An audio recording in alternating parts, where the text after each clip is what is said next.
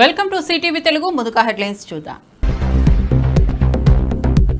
జగన్ నెల్లూరు పర్యటనపై మంత్రి ఆనం వ్యాఖ్యలు. సహచరులను పరామర్శించేందుకు జగన్ జైలుకు వెళ్తున్నారనే ఆరోపణ. దోపిడీ హత్యల వెనుక జగన్ ప్రమేయం ఉందన్న ఆనం.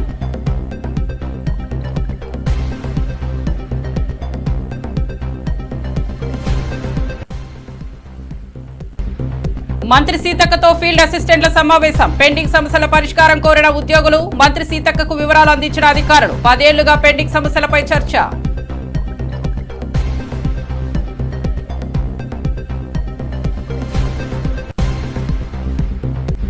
బీసీ రిజర్వేషన్లపై కాంగ్రెస్ బీజేపీ కుట్రలు జరుగుతున్నాయి. మోరీ రాహుల్ కు చిత్తశుద్ధి లేదన్న మాజీ ఎంపీ వినోద్. గంటలో రిజర్వేషన్లు పెంచవచ్చని స్పష్టం చేసిన నేత. బీసీల కోసం పార్లమెంట్లో ప్రయత్నం చేయాలన్న డిమాండ్.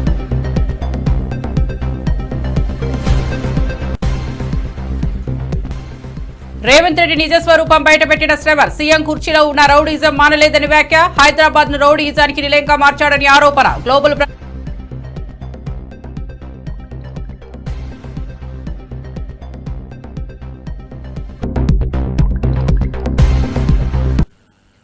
ఇక వార్త వివరాల్లోకి వెళ్తే, మాజీ సీఎం జగన్ నెల్లూరు పర్యటనపై మంత్రి ఆనం రామనారాయణ రెడ్డి తీవ్ర స్థాయిలో విరుచుకుపడ్డాడు. దోపిడీలు, హత్యలు చేసిన వారిని పరామర్శించేందుకే జగన్ తిరుగుతుంటారని ఎద్దేవా చేశారు. గత ప్రభుత్వ హయాంలో దేవతా విగ్రహాలు, ఆలయాలు ధ్వంసమయ్యాయని గుర్తు చేశారు. ప్రతి అక్రమానికి జగన్ పరామర్శగా వెళ్తారని విమర్శించారు. ఇది పరామర్శల ప్రభుత్వం కాక దౌర్జన్యాల పాలన అని ఆరోపించారు. రాష్ట్ర ప్రజలు మేల్కొని విచక్షణతో జగన్ పర్యటనను చూడాలని పిలుపునిచ్చారు. కాదు, జైల్లో ఉన్నటువంటి తన సహచరులను పరామర్శించడానికి, ఈ రాష్ట్ర ఖనిజ సంపదను దోచుకోవడానికి ప్రయత్నం చేసిన తన సహచరుల్ని పలకరించడానికి, రాష్ట్రంలో జరిగేటువంటి అన్ని అక్రమాలకు ఎక్కడ ఏది జరిగినా, దౌర్జన్యాలు జరిగినా, దోపిడీలు జరిగినా, హత్యలు జరిగినా అక్కడికి వెళ్ళి తన వాళ్ళను పరామర్శించుకొని రావడాన్ని చూస్తే ఈ రాష్ట్రం శాంతి భద్రతలను కాపాడేటువంటి ఈ ప్రభుత్వానికి అడ్డు తగలడానికే తను చేసే ప్రయత్నం అని చెప్పి ఈరోజు అర్థమవుతాం. ఆగమ శాస్త్ర ప్రకారమే ఆలయాల్లో నిర్వహించాలని చెప్పి ఆదేశం ఇచ్చాం. ధూపదీప నైవేద్యం ప్రకారం గతంలో 5,000 రూపాయలు ఇస్తున్నటువంటి ఆలయాల్ని సంఖ్యను పెంచి ఇవాళ 5,523 ఆలయాల్లో 10,000 రూపాయలు ధూపదీప నైవేద్యాలు ఇవ్వడానికి ఇవాళ ఏర్పాటు చేశాం. చిన్న ఆలయాల్లో, చిన్న గ్రామాల్లో కూడా పవిత్రత రావాలి అని చెప్పి ఈ కార్యక్రమం తలపెట్టాం. మేము వచ్చాక 206 ఆలయాల్లో పునర్నిర్మాణ కార్యక్రమాలను మొదలుపెట్టాం. ఇవాళ అన్ని పనులు కలిపి 998 పనులు ఈ దేవాదాయ శాఖలో పునర్నిర్మాణ కార్యక్రమాలకి 772 కోట్ల రూపాయలను వెచ్చించి ఇవాళ పనులు చేస్తూ ఉన్నాం. 489 పనులను పూర్తి చేశాం. టీవీకే అధినేత విజయ్ 2026లో తమిళనాడులో చారిత్రాత్మక ఎన్నికలు జరగబోతున్నాయని ప్రకటించారు. 1966లో అన్నాదురై ఏర్పాటు చేసిన తొలి ప్రభుత్వం తరహాలో ప్రజలు ఈసారి తాను నడిపే మార్పుకు ఆశీర్వాదం ఇవ్వబోతున్నారని తెలిపారు. ప్రజల సమస్యలు తీర్చే ప్రభుత్వం కావాలనే తపన ఉందని, తమిళల ప్రజల ఆకాంక్షల ప్రతిబింబంగా టీవీకే ఉద్యమించనుందని చెప్పారు. సామాజిక న్యాయానికి కలిసొచ్చే విధంగా పాలన సాగించాలని ఆయన పిలుపునిచ్చారు. 1967 and 1977 அது மாதிரி 2026 அமைய போகுது.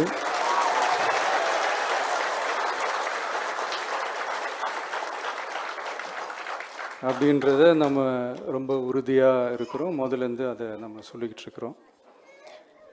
அந்த 2 மாபெரும் தேர்தல்களில் ஆல்ரெடி தொடர்ந்து வின் பண்ணிகிட்டு இருந்தவங்களோட அதிகார பலம், அசுர பலம் எல்லாத்தையும் எதிர்த்து நின்று தான் புதுசாக வந்தவங்க ஜெயிச்சிருக்கிறாங்க.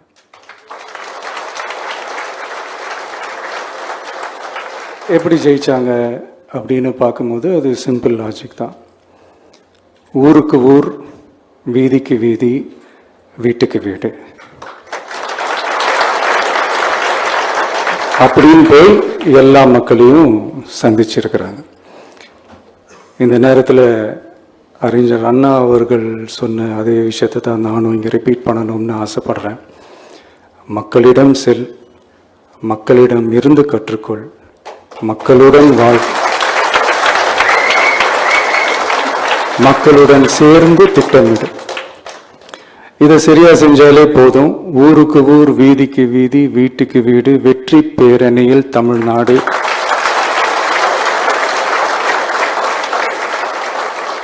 அப்படின்ற அந்த கான்செப்டில் எல்லா குடும்பங்களையும் ஒன்றா சேர்த்து, உறுப்பினர்களாக சேர்த்து நம்மளால் கண்டிப்பாக ஜெயிக்க முடியும்.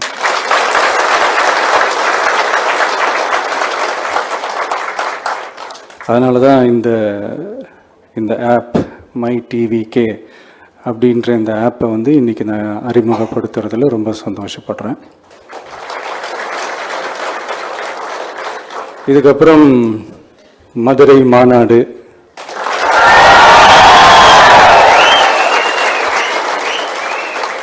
மக்கள் சந்திப்பு, பயணம் அப்படின்ட்டு தொடர்ந்து மக்களோட மக்களாக தான் இருக்க போகிறோம். அதனால் இப்பிலிருந்து இதுக்கான வேலையை எல்லாரும் ஸ்டார்ட் பண்ணுங்க. நாம் இருக்கிறோம்.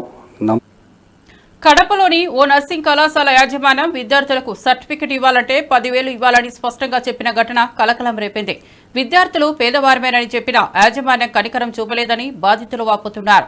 తల్లిదండ్రులతో సహా వారిని బయటకు తరిమేయడం జరిగిందని తెలిపారు. ఆగ్రహంతో పోలీసులు అక్కడికి వచ్చి విచారణ ప్రారంభించగా వారికైతే ఉచితంగా ఇస్తున్నామని కాలేజీ యాజమాన్యం తెలిపారు. కానీ మళ్లీ విద్యార్థులకు డబ్బులు ఇవ్వాలని ఒత్తిడి తెచ్చారు. దండీలు అందరు రిక్వెస్ట్ చేసేది. ఎవరు రిక్వెస్ట్ చేయరు? కొట్లాడుకోస్తారా? ఎవరు అందరు రిక్వెస్ట్ చేసేది. ఆ ఫోన్ చేసి మాట్లాడు. నేను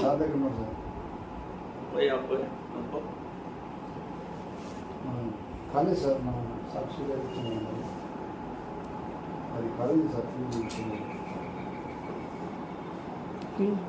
ఉన్నా సార్, సార్ దగ్గర ఉన్నా సార్. ఒక్క మాట మాట్లాడండి సార్. నేనేం మాట్లాడను. ఒక్క మాట మాట్లాడండి సార్. మాట్లాడు మాట సార్. సార్ మాట్లాడండి సార్. మాట కార్పొరేటర్ సార్. నేను డిప్యూటీ మేయర్ పో. నేను డిప్యూటీ మేయర్ పోయి ఆయన ఒక్క మాట మాట్లాడు సార్. సార్ మీరు బిల్ ఇస్తారా సార్? కరెక్ట్ బిల్ ఇస్తారా? ఏం ఇయ్యను. ఎందుకేమో పో బయటకు. ఎట్లా సార్ మీరు గట్టిగా వస్తారు సార్? ఏం ఇయ్యను. పో పో బయటకు. ఒక్క నిమిషం సార్. బయటకు. నేను పో దిగాను. పో బిల్ ఇస్తారా మీరు? ఇయ్యను. ₹1 ఇయ్యను కూడా. మరి అంటే సార్ పేదలు సార్ వాళ్ళు. ఉండొచ్చు. ఫోన్ మాట్లాడండి సార్. మీరు రిక్వెస్ట్ చేస్తున్నారు. మాట్లాడతాం. కార్పొరేటర్ ఈ డిప్యూటీ మేయర్ మాట్లాడతాడా? కార్పొరేటర్ డిప్యూటీ మేయర్తో మాట్లాడతాడా? మాట్లాడరు. ఎందుకు మాట్లాడతారు? ఎవరు హోదా వచ్చి వాళ్ళు. సార్ పెద్ద ఇష్యూ అయితే సార్ ఇది. కానీ చేసుకోపో. నువ్వు చేసుకోపో. నీ చేతిలో ఏంది నువ్వు చేసుకో. జనసేన నేత గోపీకృష్ణ పార్టీ నాయకత్వంపై అసంతృప్తిగా స్పందించగా నాగబాబు అసహనం వ్యక్తం చేశారు. విశాఖ సౌత్ నియోజకవర్గంలో టీడీపీకి పట్టు ఎక్కువగా ఉందని, జనసేన నేతలకే గౌరవం లేదని గోపీకృష్ణ వ్యాఖ్యానించగా నాగబాబు వెంటనే మైక్ తీయించమని ఆదేశించారు. ఈ ఘటనతో జనసేనలో అంతర్గత కలహాలు మరోసారి వెలుగులోకి వచ్చాయి. పార్టీ శ్రేణుల్లో తలెత్తుతున్న విభేదాలు పార్టీ భవిష్యత్తుపై ప్రశ్నలు రేపుతున్నాయి. భీమిలిలో టీడీపీ ఎమ్మెల్యే ఉన్నారు, విష్ణుకుమార్ రాజు గారు నార్త్లో ఉన్నారు అన్నారు. సౌత్ లో మాకు ఎమ్మెల్యే గారు ఉన్నా సరే టీడీపీ ఆత్మహత్య ఎక్కువైపోయింది. అది మీరు పవన్ కళ్యాణ్ గారు దృష్టికి తీసుకెళ్ళాలి సార్. ఎందుకంటే మా ఎమ్మెల్యే గారు ఏ కార్యక్రమం ఇచ్చినా సరే వెంటనే సాల్వ్ చేసుకున్నాం కానీ సార్ ఎవరికి తగిన గుర్తింపు రావట్లేదు. అది మాత్రం మీరు పార్టీలో ఉన్నాం సార్. ఎగ్జాంపుల్ సార్ స్టేజ్ మీదకి ఇప్పుడు మేము ఎగ్జాంపుల్ అది కదా సార్ కూటమి స్టేజ్ దగ్గర నాకు దమ్ముంది కాబట్టి పవన్ కళ్యాణ్ గారు నమ్మి ఏదైతే మొదటి ఆంధ్రప్రదేశ్ మహిళా కార్పొరేట్ గా గెలిపించారు సార్. బీసీ రిజర్వేషన్ల పెంపు కేంద్ర ప్రభుత్వంతో పాటు కాంగ్రెస్ పార్టీ చేతిలోనే ఉందని మాజీ ఎంపీ వినోద్ బోయినపల్లి అన్నారు. మోదీకి చిత్తశుద్ది లేదని, రాహుల్ అడగడం లేదని విమర్శించారు. బీసీలను మోసగించాలనే ప్రయత్నమే ఈ మౌనంలో కనిపిస్తోందన్నారు. 1 గంటలో పార్లమెంట్ నిర్ణయం తీసుకునే అవకాశం ఉండగా ఎందుకు పెంపు చేయడం లేదని ప్రశ్నించారు. కేంద్ర ప్రభుత్వానికి స్పష్టత అవసరమని డిమాండ్ చేశారు. ముఖ్యంగా రెండు జాతీయ పార్టీలు, భారతీయ జనతా పార్టీకి, కాంగ్రెస్ పార్టీకి మేము ఒక ప్రశ్న వేస్తున్నాం. ఎవరిని మోసం చేయదలుచుకున్నారు మీరు? తెలంగాణ ప్రజల్ని, ముఖ్యంగా వెనకబడ్డ తరగతుల బిడ్డల్ని ఎందుకు మోసం చేస్తున్నారు బీజేపీ అండ్ కాంగ్రెస్ పార్టీలు? మీరు నేషనల్ పొలిటికల్ పార్టీస్, ఈ దేశాన్ని పరిపాలించింది మీ ఇద్దరే. కాంగ్రెస్, బీజేపీ ఈ దేశాన్ని పరిపాలించింది గత 70 సంవత్సరాలు, ప్రత్యేకంగానే అయితే సపోర్ట్ చేసి. కానీ ఇది చిత్తశుద్ధి ఉంటే మీరు చేయాల్సిన పని ఏంది? సుప్రీంకోర్టు ఇదివరకే ఇందిరా సహాని కేసులో స్పష్టంగా జడ్జిమెంట్ ఇచ్చింది. 50% రిజర్వేషన్లు కంటే ఎక్కువ ఉండకూడదనే ఒక జడ్జిమెంట్ వచ్చింది ఈ దేశంలో. అత్యున్నత న్యాయస్థానం సుప్రీంకోర్టు జడ్జిమెంట్ ఇచ్చింది. దాన్ని ఏ విధంగా మీరు ఓవర్కమ్ కాగలుగుతారు? అన్లెస్ శాసనసభలు కానీ లేకపోతే పార్లమెంట్ కానీ ఏ చట్టాలని నిజంగా ప్రజలకు సేవ చేసే చట్టాలు, వాటిని కోర్టుల బారి నుండి రక్షించాలంటే 9th షెడ్యూల్లో పెట్టాలి. 9th షెడ్యూల్ అనేది ఏంటి? రాజ్యాంగంలో 9th షెడ్యూల్. ఎప్పుడు అది రాజ్యాంగం రచించినప్పుడు దాన్ని పొందపరచలేదు. 1950 జనవరి 26వ తారీఖు నాడు. ఒక సంవత్సరం కాలం తర్వాత మన దేశ మొదటి ప్రధాని పండిత్ జవహర్లాల్ నెహ్రూ గారు 1951లో రాజ్యాంగ సవరణ చేసి 9th షెడ్యూల్ని రాజ్యాంగంలో పొందుపరిచారు. ఏ ఉద్దేశంతో ఈ 9th షెడ్యూల్ పొందుపరిచారు?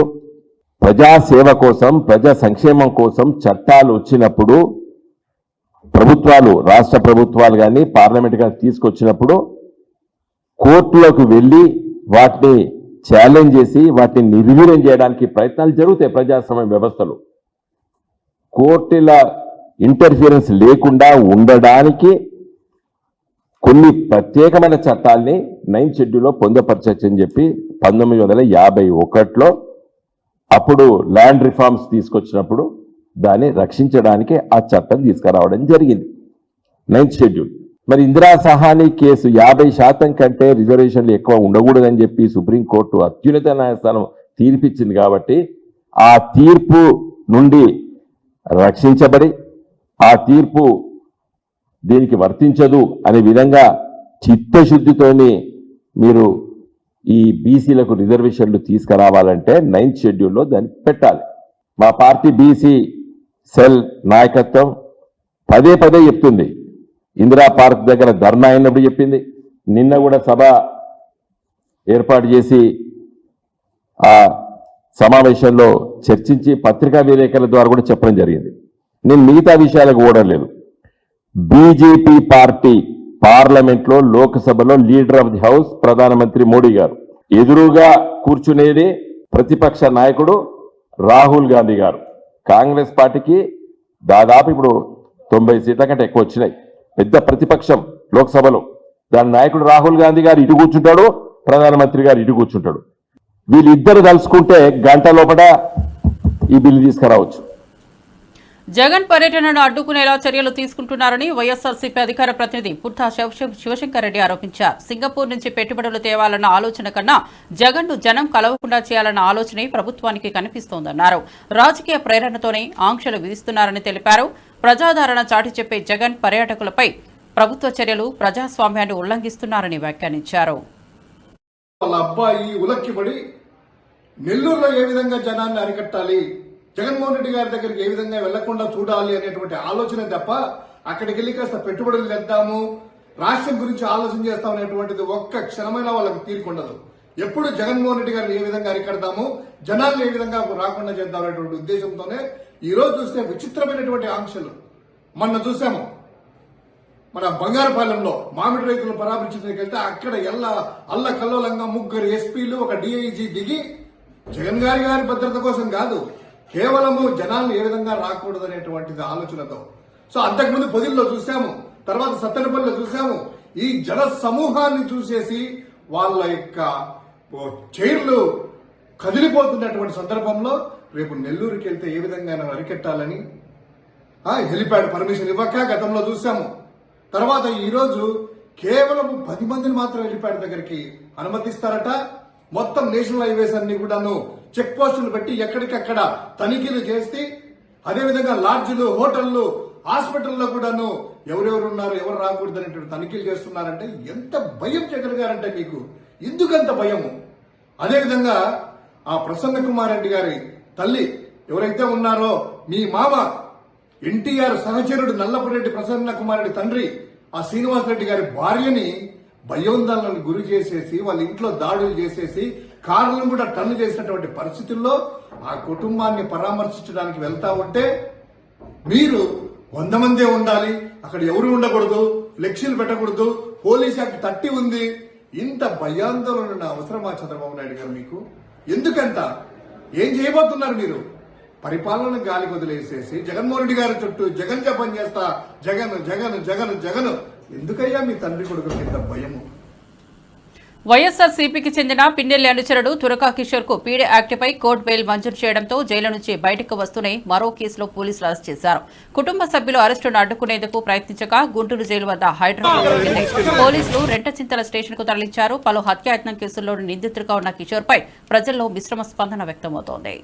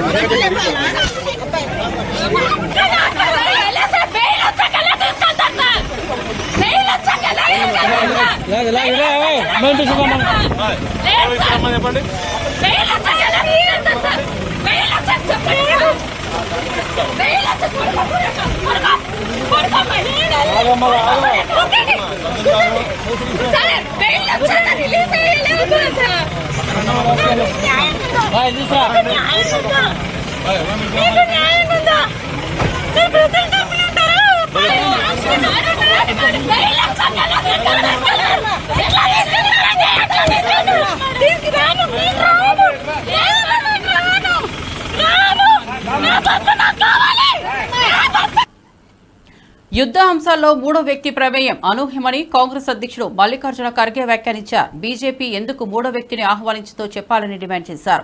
కాంగ్రెస్ మూడో వ్యక్తిని ఊహించలేదని, జోక్యం చేయడాన్ని తాను ఖండిస్తున్నట్లు తెలిపారు. దేశ రక్షణ వంటి కీలక అంశాల్లో స్పష్టత ఉండాలని, ప్రజలకు అసలు కథనం చెప్పాలని అన్నారు. भाषण समाप्त होने तक 30 दफा हो जाएगा, तो वो बोलते रहा, इनमें हिम्मत नहीं है कि वो झूठ बोल रहा है और हम इसको सहन नहीं करेंगे. We don't tolerate such nonsense.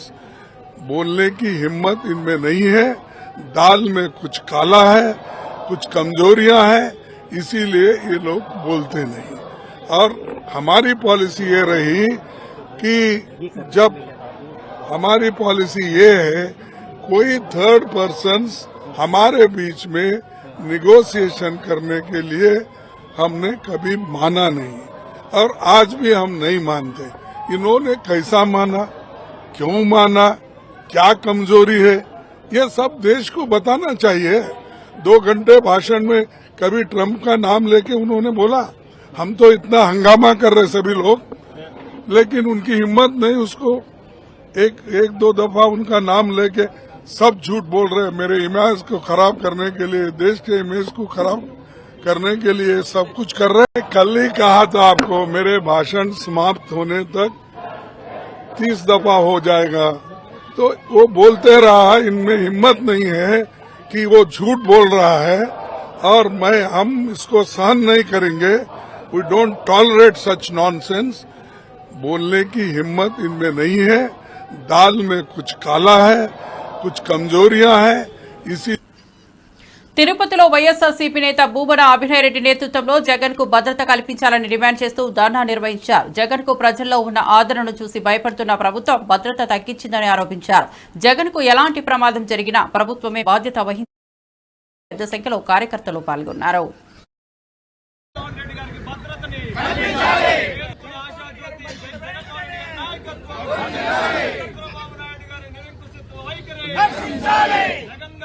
Chandrababu Naidu గారి నిరంకుశత్వ వైఖరి, చంద్రబాబు నాయుడు గారి నిరంకుశత్వ వైఖరి. కూటమి ప్రభుత్వం అడుగడుగున జగన్మోహన్ రెడ్డి గారి పర్యటనని అడ్డుకోవాలి, ప్రజల్లో వచ్చేటటువంటి ఆదరణ అందరికీ కనపడనీయకుండా చేయాలి, ఆయనకి వెన్నులాగా వచ్చేటటువంటి జనప్రవాహాన్ని ఆపేయాలి. ప్రజాస్వామ్యంలో ప్రతిపక్షపు గొంతును నొక్కేయాలి అనే ప్రయత్నం నిరంతరం చేస్తూ ఉండడం అత్యంత బాధాకరమైనటువంటి విషయం. జగన్మోహన్ రెడ్డి గారు సంవత్సరం తిరక్క మునిపే ఎన్నికలై కూటమి ప్రభుత్వం అద్భుతమైనటువంటి మెజారిటీతో అధికారాన్ని చేజిక్కించుకున్నప్పటికీ కూడా సంవత్సరం రోజుల్లోనే ప్రజల్లో తీవ్రమైనటువంటి వ్యతిరేకత ఏర్పడింది. జగన్మోహన్ రెడ్డి గారి పట్ల సానుభూతి వెల్లువలా వస్తుంది. ఆయన పర్యటనల్లో వేలాదిగా జనాలు ప్రజలు పాల్గొనడం, ఆయన ప్రభుత్వానికి వ్యతిరేకంగా ప్రజా సమస్యల పట్ల గళమెత్తినప్పుడు ఆ గళంలో భాగమై వారి గొంతును కూడా వినిపించడం పెద్ద ఎత్తున చోటు చేసుకుంటుంది. వీటన్నిటిని కూడా భరించలేనటువంటి ప్రభుత్వం ఆయన పర్యటనలను పూర్తిగా అడ్డుకునే ప్రయత్నం చేస్తూనే వచ్చింది. ఈ మధ్యన చిత్తూరు జిల్లాలో జరిగినటువంటి బంగారుపాలెం మామిడి రైతులకు సంబంధించినటువంటి సమస్యల మద్దతు ధర సమస్యపై ఆయన పర్యటించినప్పుడు ఆయన భద్రతను పూర్తిగా గాలికొదిలేశారు. ఎక్కడ చూసిన ఆంక్షలు. పోలీసులు కేవలం ప్రభుత్వ పెద్దలకు మాత్రమే రక్షణ కల్పిస్తున్నారు తప్ప ప్రతిపక్షంలో అత్యంత కీలకమైనటువంటి పాత్ర పోషించేటటువంటి నాయకుడి భద్రత ప్రభుత్వం గుర్తించాలి. ఇప్పటికైనా జగన్మోహన్ రెడ్డి గారి పర్యటనలను అడ్డుకోకుండా తగిన భద్రతను కల్పించి. మంత్రి సీతక్క కార్యాలయంలో ఫీల్డ్ అసిస్టెంట్లు సమావేశమై 10 ఏళ్లుగా పెండింగ్ లో ఉన్న సమస్యలు పరిష్కరించాలని విజ్ఞప్తి చేశారు. అధికారులు వీరి సమస్యలపై విచారించాలని కోరారు. సీతక్క సంబంధించిన శాఖలతో చర్చించి న్యాయం చేస్తామని హామీ ఇచ్చారు. కుటుంబాల జీవనాధారంగా ఉన్న ఈ ఉద్యోగాల్ని రక్షించాలని విజ్ఞప్తి చేశారు. ఒకసారి స్టడీ టీమ్ లాగా మన అఫీషియల్స్ ఇద్దరు ఉంటారు, మీరు ఒక ముగ్గురు, మీరు ఐఎఫ్టీఎలు అంటే వాళ్ళకి అవసరం ఉందంటే వాళ్ళు వస్తారు, లేకపోతే మీరు అంటే ఒక 2-3 రాష్ట్రాలు పక్క పక్క తిరిగితే మనకు కూడా ఇంకేం బాగుంది, ఇంకా ఎట్లా మనం చేయాలనేది. సేమ్ టైంలో వేరే రాష్ట్రాల్లో కూడా మనం వాళ్ళ జీవోలు అవన్నీ కూడా మన ఆఫీస్ నుంచి వాళ్ళ ఆఫీసర్స్తో కాంటాక్ట్ అయ్యి కొన్ని తెప్పించుకుంటాం. ఎందుకంటే ఇది స్టేట్ ఆల్ ఇండియా ప్రోగ్రామ్ కాబట్టి, సెంట్రల్ ప్రోగ్రామ్ కాబట్టి ఆ రోజు మన గవర్నమెంట్ ఉన్నప్పుడే మరి ఉపాధి హామీ కల్పించాలని తీసుకొచ్చిన చట్టం. సో చాలా రోజుల నుంచి మీరు అందరూ పనిచేస్తున్నారు, భద్రత లేదనేది ఇవన్నీ చూసినాం. లాస్ట్ ఇయర్ కూడా చూసినాం. ఇప్పుడేమో మనం కొన్ని ఆర్థిక ఇబ్బందులు ఉన్నప్పటికీ కొన్ని తక్కువలో ఎక్కువగా మీకు బెనిఫిట్ అయ్యేది, మా మీద బర్డెన్ తక్కువ పడుతూ మీకు ఎక్కువ బెనిఫిట్ అయ్యేది ఏముందనేది కూడా మేము అవన్నీ చూసినాం. దాంట్లో కొన్ని అంటే మీరు రాకముందు ఇదే అనుకొని మేము కొంత డిస్కస్ చేసినాం. ఒకసారి మేడం అన్న చేసి మాధవ్ ఒకసారి చదివి ఇమీడియట్లీ అవ్వగలిగేది కాదు. ఎందుకంటే మీకు తెలుసు బీఆర్ఎస్ పాలనలో పేదలకు రేషన్ కార్డులు, ఇల్లు అందలేదని ఎమ్మెల్యే పర్ణికారెడ్డి అన్నారు. కాంగ్రెస్ ప్రభుత్వం అర్హులందరికీ రేషన్ కార్డులు, ఇందిరమ్మ ఇల్లు అందజేస్తోందన్నారు. గత పాలన నిర్లక్ష్యానికి ఇది నిదర్శనమని అన్నారు. ప్రజాప్రభుత్వం అనేది కాంగ్రెస్ లక్ష్యమని పునరుద్ఘాటించారు. కాంగ్రెస్ ప్రభుత్వం వచ్చినప్పటి నుంచి కూడా ప్రజలకు అందుబాటులో ఉండుకుంటా ముందుకెళ్తుంది ప్రభుత్వం. ప్రజాప్రభుత్వం అంటేనే ఇది అనే విధంగా ముందుకు సాగుతుంది ప్రభుత్వం. సో దీంట్లో భాగంగా ఇప్పటివరకే మీరు చూసినట్లయితే జనాలు చాలా కూడా సంతోషంగా ఉన్నారు. వచ్చే పథకాలన్నీ కూడా మాకు అందే విధంగా చూడండి అని అడుగుతున్నారు. అదే విధంగా కూడా అక్కడున్న ఎవరైతే స్థానిక ఎమ్మెల్యేలు కానివ్వండి, ప్రతి ఒక్కరూ అదే ప్రయత్నంలో ఉన్నాము. సో దీంట్లో భాగంగా ఇప్పటికే చాలా మంది ఇప్పుడు లేటెస్ట్గా రన్నింగ్ ఇష్యూస్ ఏవైతే రేషన్ కార్డ్స్ కానివ్వండి, ఇందిరమ్మ ఇల్లులు, ఈ రెండే ముఖ్యంగా లాస్ట్ 10 years నుంచి కూడా వీళ్ళకి 10 years నుంచి రేషన్ కార్డులు రాకపోయినాయి, లేకపోతే ఇండ్లు కూడా రాకపోయినాయి. సో అవే అడుగుతున్నారు కాబట్టి వాళ్ళకి అందించే విధంగా ముందుకు పోతున్నాం. ఇంకా 3.5 సంవత్సరాల్లో ఈ రేషన్ కార్డ్ ప్రాసెస్ అనేది కూడా నిరంతర ప్రాసెస్ అని పెట్టడం జరిగింది. దాంట్లో భాగంగా ఇందిరమ్మ ఇల్లులు కూడా ఈ విడతలో రాని వారికి కూడా మళ్ళీ వచ్చే విడతలు ఉంటాయి. పెద్దమ్మ గుడిని కూల్చడాన్ని తీవ్రంగా వ్యతిరేకించిన ఎమ్మెల్యే రాజాసింగ్ ఘటనా స్థలానికి తనను అనుమతించకపోవడాన్ని ప్రశ్నించారు. ఇతర నేతలను అనుమతించి తనను అడ్డుకోవడమేంటని అడిగారు. ఆలయ కూల్చివేతకు బాధ్యత వహించిన అధికారులపై కఠిన చర్యలు తీసుకోవాలని డిమాండ్ చేశారు. బంజారాహిల్ పెద్దమ్మ గుడి 5 days ముందే ఆ మొత్తం గుడిని డిమాలిష్ చేసినారు. ఒక చిన్న గుడి ఉండే ఎన్నో సంవత్సరాల నుంచి అక్కడ లోకల్ భక్తులు పూజా కార్యక్రమాలు చేస్తున్నారు. మొన్న బోనాల ఉత్సవం కూడా చాలా వైభవంగా అక్కడ చేసుకున్నారు. ఎన్నో సంవత్సరాల నుంచి ఇబ్బంది రాని ఇప్పుడు ఆ ఎంఆర్ఓకి ఎందుకు ఇబ్బంది వచ్చింది? ఎందుకు ఆ గుడిని డిమాలిష్ చేసినారు? డిమాలిష్ చేసే ముందు ఆ లోకల్ భక్తులు కానీ ఏదో ఒక సమాజం వాళ్ళు అక్కడ పూజా కార్యక్రమం చేస్తున్నారు కదా, వాళ్ళకి ఎందుకు నోటీస్ ఇవ్వలేదు? ఎవరైనా గవర్నమెంట్ ల్యాండ్లో ఎంకరేజ్మెంట్ చేసుకుంటే డిమాలిష్ ముందే ఒక నోటీస్ ఇస్తారు. నోటీస్ ఇచ్చిన తర్వాతనే ఆ డిమాలిష్ కార్యక్రమాలు జరుగుతుంది. కానీ గుడి విషయం కానీ, మసీద్ ఇష్యూ కానీ, చర్చ్ ఇష్యూ కానీ అట్లాంటి ఇష్యూస్లో డైరెక్ట్ యాక్షన్ ఎప్పుడు కూడా జరగదు. ఇవాళ నేను మా ముఖ్యమంత్రి రేవంత్ రెడ్డి గారికి అడుగుతున్నా, ఎన్నో నేతలకి అక్కడ పోనీస్తాను, కానీ నాకెందుకు ఆపుతున్నారు? దాదాపు 4 days నుంచి ఒకటే ఒక టార్చర్. రాయసింగ్ నువ్వు ఇల్లవద్దు వస్తున్నారు, పోలీసు వాళ్ళు హౌస్ అరెస్ట్ చేస్తున్నారు, కేసులు పెడతాం, మాది పెడతాం, ఇది పెడతాం, మీ కార్యకర్తల మన కేసులు అవుతుంది, మీరు వెళ్తే మీ కార్యకర్తలు మీ ఎంబడి వస్తారు, వాళ్ళకి ఇబ్బంది అవుతుంది, ఈ విధంగా పోలీసు వాళ్ళు మాటలు మాట్లాడుతున్నారు. మీ అందరికీ చెప్పేది ఒక్కటే, కేసులతో ఇప్పటి వరకు మేము భయపడలేం, ముందు కూడా భయపడం. కానీ మా ఒక్కటే ఒక్క నివేదిక, వచ్చి ఇష్యూ చేయాలే మా ఉద్దేశం లేదు. ఏ చేతు నుంచి మా గుడిని పలగొట్టినారో అదే చేతు నుంచి గుడి కట్టిస్తే చాలా బాగుంటుంది. గవర్నమెంట్ ల్యాండ్ అంటున్నారు కదా, ఇవాళ ఎన్నో గవర్నమెంట్ ల్యాండ్లో, మున్సిపల్ ల్యాండ్లో మసీద్ కట్టలేదా? దర్గాలు కట్టలేదా? చర్చ్లు కట్టలేదా? డిమాలిష్ చేసే అంత దమ్ము గవర్నమెంట్కి ఉన్నదా? ఇవాళ నేను అడుగుతున్నాను. హిందువులు ఏం చేయరు, హిందూ ఐక్యతం లేదు, అదే కదా మీ ఉద్దేశం. అందుకోసం మా హిందూ దేవాలయాలపైన మీరు టార్గెట్ చేసి డిమాలిష్ చేస్తున్నారు. ముఖ్యమంత్రి గారు ఇమ్మీడియట్గా ఆ ఎంఆర్ఓ పైన క్రిమినల్ కేసు బుక్ చేయాలి, ఆ గుడిని డిమాలిష్ చెయ్యండి. ఆదేశం ఇచ్చిన ప్రతి రేవంత్ రెడ్డి ముఖ్యమంత్రి అయినా పాతతత్వం మార్చుకోలేదని ఎమ్మెల్సీ దాసోజు శ్రవణ్ విమర్శించారు. సీఎం స్థాయిలో ఉండి రౌడీజాన్ని ప్రోత్సహిస్తున్నారని ఆరోపించారు. గ్లోబల్ బ్రాండ్ అయిన హైదరాబాద్ ను అట్టడుగు స్థాయికి తీసుకెళ్లారన్నారు. ప్రజలు ఇది గమనించాలని పిలుపునిచ్చారు. ఇంటర్వ్యూలో మాట్లాడుతూ అన్నారు, నేను ముఖ్యమంత్రి కాకపోతే రౌడీని అయి ఉండేవాడిని అని చెప్పని. నేను ముఖ్యమంత్రిని కాకపోతే ఏం పని చేసి ఉండేవాడివి అంటే నేను రౌడీని అయి ఉండేవాడిని అని చెప్పని. ఓల్డ్ హ్యాబిట్స్ డై హార్డ్ అని చెప్పని ఒక సామెత ఉన్నది. ఆ సామెత ఇవాళ తెలంగాణలో ముఖ్యమంత్రి కుర్చీలో కూర్చున్నప్పటికీ కూడా కుక్కతో ఒక గుండ్రాయి కట్టిన చక్కగా కాదన్నట్టుగా ఇవాళ తన నిజస్వరూపాన్ని ఇవాళ కొనసాగిస్తున్నటువంటి ఒక పరిస్థితి ఇవాళ స్పష్టంగా చూస్తూ ఉన్నాం. Telangana is known to be a peaceful state. Particularly Hyderabad ఒక గ్లోబల్ సిటీగా అభివృద్ధి చెంది అంతర్జాతీయ పెట్టుబడులకు కేంద్రంగా మారి, మేము బాంబేలో ఉండం, మేము కలకత్తాలో ఉండం, మేము మద్రాసులో ఉండం, ఢిల్లీలో ఉండం, మేము హైదరాబాద్లో ఉంటామని చెప్పని దేశ నలుమూలల నుండి వాళ్ళ హైదరాబాద్కి వచ్చి హైదరాబాద్లో సెటిల్ అవుతున్నటువంటి ఒక పీస్ఫుల్ సిటీని, గ్లోబల్ సిటీని ఇవాళ 18 నెలల రేవంత్ రెడ్డి పాలనలో రౌడీజానికి అడ్డాగా మార్చి, గూండాయిజానికి అడ్డాగా మార్చి ఇవాళ మొత్తం బ్రాండ్ హైదరాబాద్ను, గ్లోబల్ బ్రాండ్ హైదరాబాద్ను సర్వనాశనం చేస్తా ఉన్నారు.